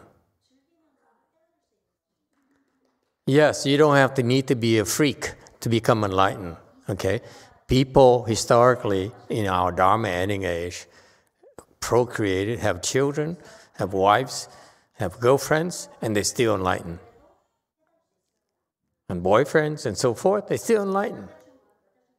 That's a fact. Okay? And what are the other 2, the previous 2 questions? Comments? From Sauces, I don't understand how avoiding sexual misconduct means we should avoid sex. It seems like it makes people miserable. Well, you don't understand this process. This process here is that you avoid sex outside of marriage, okay? And that's how you practice this way of a lifestyle, where actually, when you think about it, it's very helpful, okay? And point number 2, you have to do it to really understand what it is. From Jason K., maybe this precept here is for left home, not lay people in this case. No, it's for lay people. Lay people, they're different from left home people in the sense that they can have families, they can have children, and so the path is different. The path is that from a Buddhist teachings, you can walk the other path that's different from the left home people's path, and that involves having a family. So left home people renounce families, okay, renounce such relationships. But for lay people, the Buddha says you can still walk this Buddhist path and still become enlightened as well, okay? And in order to do that, one of the greatest things you can do for yourselves, to speed it up, is to avoid sex outside of marriage. That's what this no sexual misconduct precept is about, okay? Within a marriage, it's okay, but outside it's not, for those of you who wish to do it, okay? And again, for the Buddhists, it's not a requirement. If you don't feel that you want to do it, you still can become enlightened as well. People have become enlightened without the 5 precepts. Lay people in particular, men, women. Okay? So, I don't know the context of why Master Shenhua brought this up, okay? But to me, I disagree with this teaching. It's unreasonable. Okay, to me, there's a path where, to me, the Buddhist training is very clear. There's a path where you're a left home person, where you renounce love. Okay, because that's how you get there a lot quicker. On the other side, where you're a lay person, you don't need to renounce love. And that's what makes the world go round. So the Buddhism has to serve both. Okay? And it has been proven that it works for both types of pathways. I don't know where this came from, where you husband in name only. Then, as someone said, you might as well become a nun or a monk or something, or a father or something. Why do you bother calling yourself husbands and wives? You know, like back then in Japan, instead of being put in the Leng Kung, the cold palaces, like a Chinese emperors would put their wives, they're not desirable anymore, in a Leng Kung, away from the world, away from any other men, except eunuchs, okay? It's kind of cruel. Whereas in the Japanese, basically, they said, and they go to a temple, they build a new wing for the queen, and then the queen lives there, shave the head, wearing the thing that looks like a sister, okay?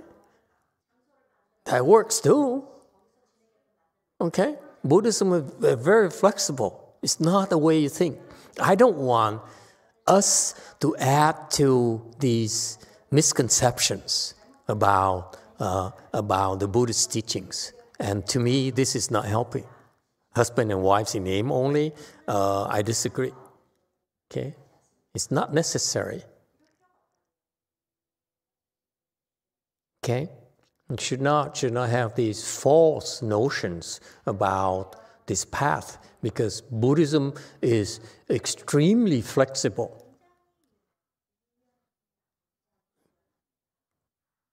Okay? Buddhism is able to serve all sorts of people with different needs. Okay? Different circumstances. It's not like this one size fits all here, where if you really a layperson, you take the non-misconduct precepts and sexual misconduct precept, you can't even touch your wife. Okay, that's not what Buddhism is. Not Buddhism at all. To me, it's wrong. It's a wrong image.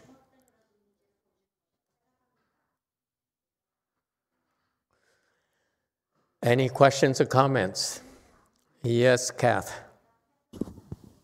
So I have one question then. In that case, in the Catholic Church, before you do have sex, supposedly you have to get married first, and you cannot have any sex other than your wife or husband.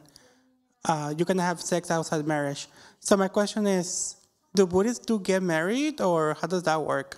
Buddhists don't get married at all. The answer is obvious.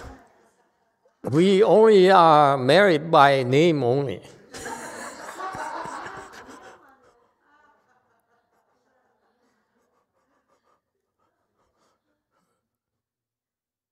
When you look at the religions in the world, whether it's Catholicism or Judaism, okay, they have these rules about the sex between husbands and men and women, husbands and wives, and so forth. And some of them are pretty strict. For example, the Jews, and they're very strict. With the husband and wife, there's a certain level of cleanliness, and so forth. And then if you get divorced, there's all kinds of rules and regulations and so forth. They all have a reason for it. That is to minimize the proliferation of sexual desire, okay, by limiting the partners and so forth, what you can do. It's understandable because that's part of the wisdom there, okay. However, it's not in Buddhism. It's not taught to that level of details where in Judaism, I'm baffled with the kind of details they describe these relationships, okay, or Catholicism, where you have these rules and prohibitions that are a lot more details than we are. We are very simple. We just said, minimize the sexual desire outside of marriage, meaning don't do it. Within marriage, it's okay. Okay? And that's what the Buddha taught. And that's enough for you to become enlightened. Yes, number 4. From Chris L. If we can all become enlightened without holding the 5 precepts, then why do we need to hold the precepts? And why do left-home people not need to be celibate?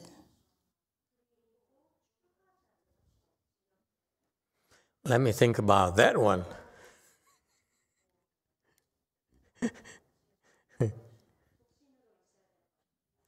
Because it's true. Meaning that I'm not advocating anything, I'm merely pointing out to you that even if you don't hold the 5 precepts, and many people in the world don't hold the 5 precepts, fact is that they are enlightened. Whereas many monks like myself, like us, who hold the monk precepts, and we're not enlightened. You see? That's part of the Buddhist various forms of spiritual practices. It's not as rigid as you think. Okay? Now, so why? Why do we choose to be a monk? Why do you choose to be a lay person? Because there's different pathways. In particular, if you are, let's say, a monk, then if you hold all the precepts purely, you become enlightened so quickly. So those are shortcuts, if you will. Okay? The monk rules or precepts are actually secrets. Shortcut secrets. Secret shortcuts to enable you to go to the land of enlightenment so much quicker than otherwise. It's true. If you do those things, you keep those monks' precepts and nuns' precepts purely, okay, you become enlightened so quickly.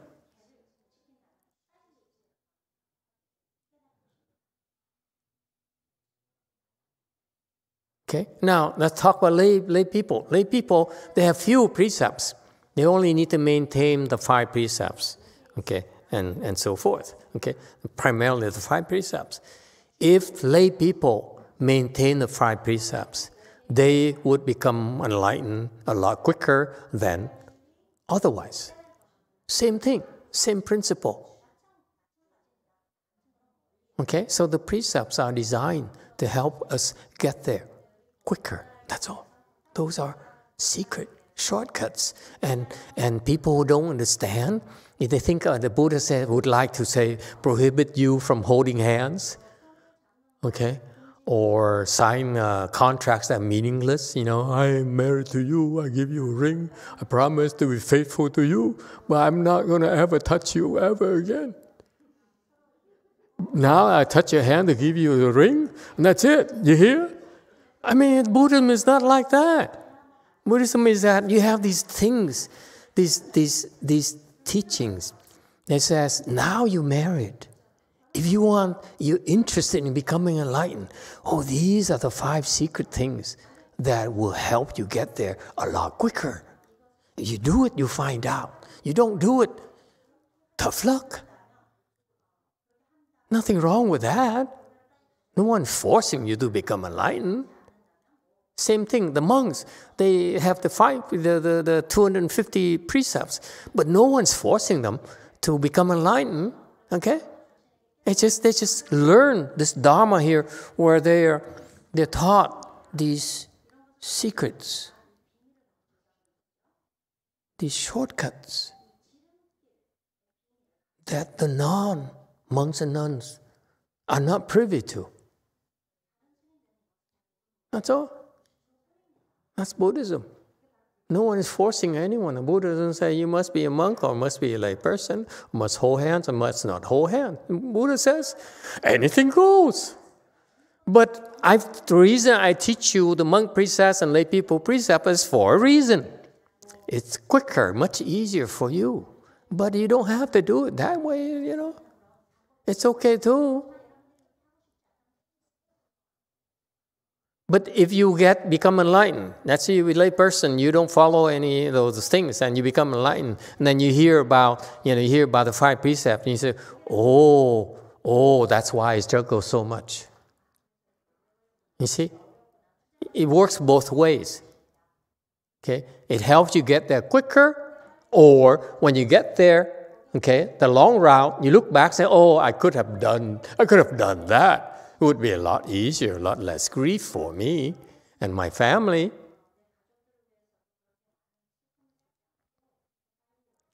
Yes, 4. 2 more questions. No, 1596. Is this instruction for after married people become Buddhists?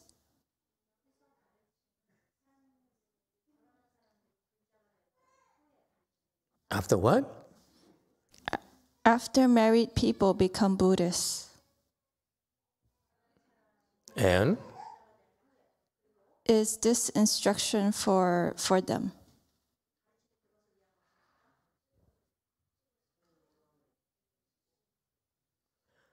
Not really, because you can take the 5 precepts and never get married.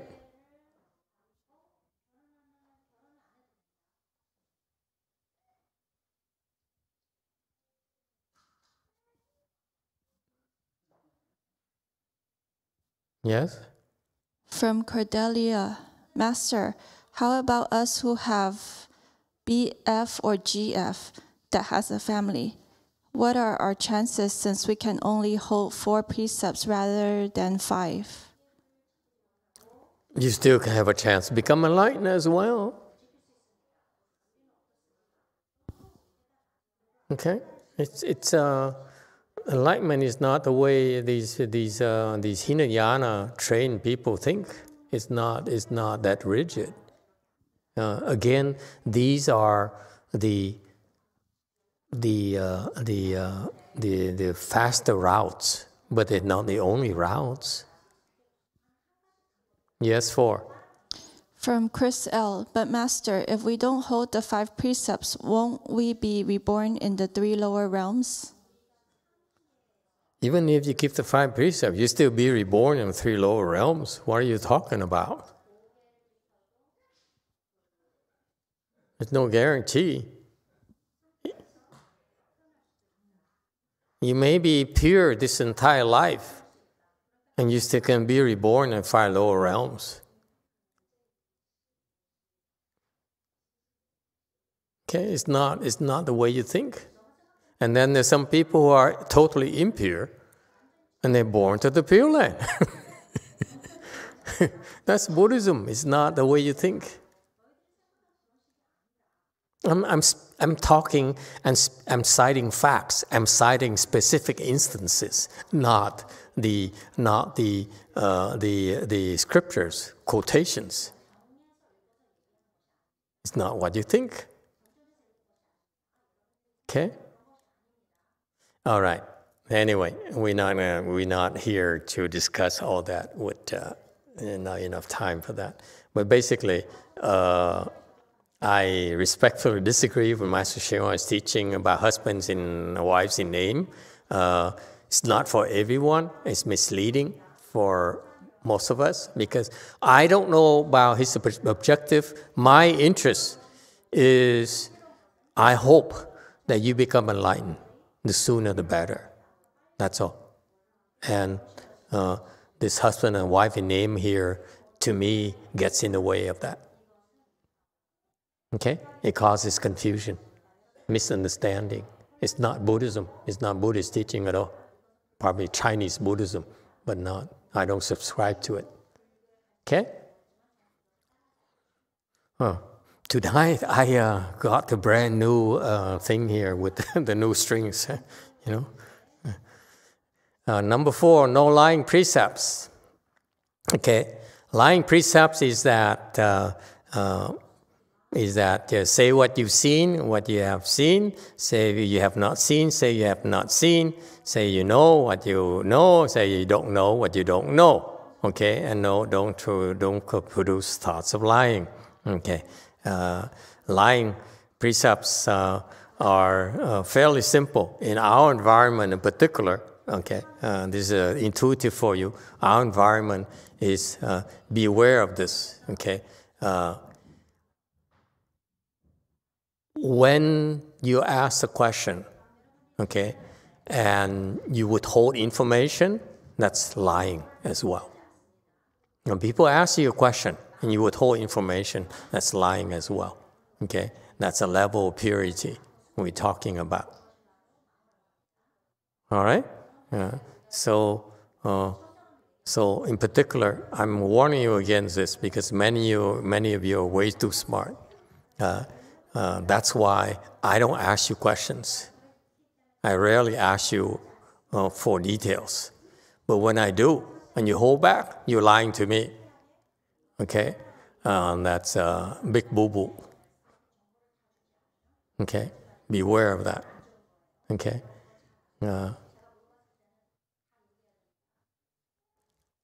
you can simply say, "I'd rather not say." That's not lying. Okay, but if you withhold information, pretend you don't know, and so forth, and that's lying. All right. In particular, what you definitely want to avoid is this big lie here, which is very dangerous for you. Claiming to see ghosts and spirits and gods and goddesses and so forth. Okay, when you actually don't, okay, that's a big lie. It's a very serious offense. Cut it out. Okay, it's not worth it. Okay, you'll be sorry. You don't know, so you don't know. You can't see ghosts. He said, I don't see ghosts. Nothing wrong with that. Let the other people fall to the house. We don't have to. Don't need to impress people. Number 4.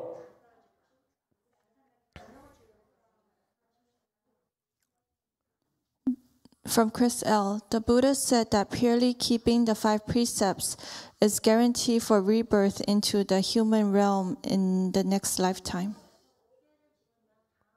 So? Why do you want to be born in the human realm again? It depends on what your objectives are. My objective is to become enlightened. I don't care where I'm born. I don't worry about where I'm going to be born. Okay? I want to be enlightened this lifetime. If I know I don't become enlightened, I want to be enlightened next lifetime. That's it. Beyond that, it doesn't matter. Okay? Why would you want to be born in a human again? Why don't you be born to me? Sometimes it's better you be born as a poodle into a rich family. And your owner will leave you $20 million when she dies. You'll be very happy.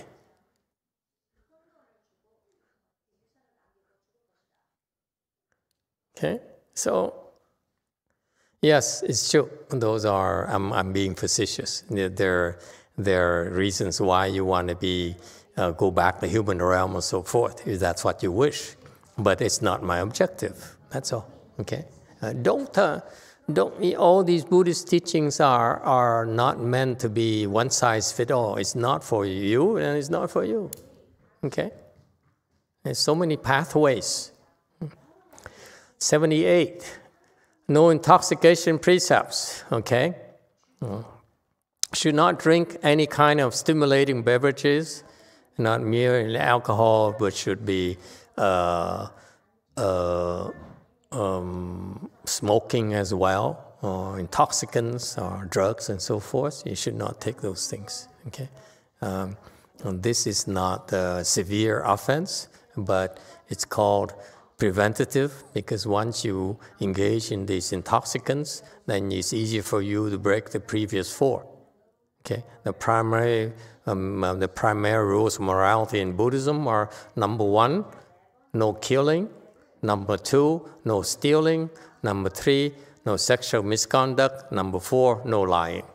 You do those 4, you have to have a pretty virtuous life. Okay? Any questions?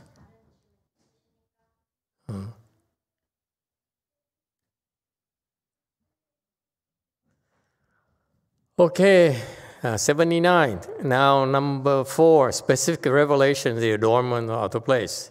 Okay, adornments of the tree. You see, now we zoom in and we look at the details of the adornments, specific adornments of these things you observe. 80. The Bodhi tree was tall, extraordinary, and rare. 其菩提树高显殊特。 Okay, so you go through these things that were described in the sutra itself. So first of all, they describe the Bodhi tree. Okay, so it's an extraordinary Bodhi tree, extremely rare and very tall. Okay, that's what the tree is like. 82. Its roots were made of vajra. Its trunk of beryl. Its branches and twigs of an assortment of wondrous jewels. 金刚为身，琉璃为干，众杂妙宝以为枝条。 Okay, so the roots, okay, of the tree are made of vajra. The trunk is made of beryl or verduria. Okay, branches and twigs are an assortment of wondrous jewels. Okay, and so that's what this Bodhi tree looks like to the Bodhisattvas. 84. Its jewel foliage created a thick arbor providing shade like a bank of clouds. 宝叶舒服，垂映如云。85. A jewel foliage, so these thick and luxuriant leaves, okay, have all kinds of gems, okay, in there, and they created this huge shadow, okay, and the shade here that gives you cooling, a cool sense of cooling, as like a bank of clouds, okay. All right. Do we have more? Okay. 86. Multicolored jewel blossoms and their branches sprinkle shadows everywhere. 宝华杂色，分枝不影。So you have these flowers, okay, are precious flowers here, are different colors, okay, very colorful. And the branches, even the branches are huge and cast shadows, very pleasant shadows, cast pleasant shades, okay, everywhere. Okay, that's what trees. This, when you think about it, this is why we value trees, because they provide shade, okay, and shelter, okay, especially for the Buddha disciples back then, where they didn't have houses, so they would cultivate under these trees. All right, so time is up. We're going to continue next time at slide 88, and since we are doing this in the midst of the Chanchi, we're going to skip the typical rebirth transference after the lecture, so that you can go back to your Chan practice without any more distractions, and I will take care of the transference myself to save you time. Okay? Thank you all, and we'll see you tomorrow night, where you will have, we learn from Master Shenhua's Chan teaching. Okay? All right. Thank you. Good night.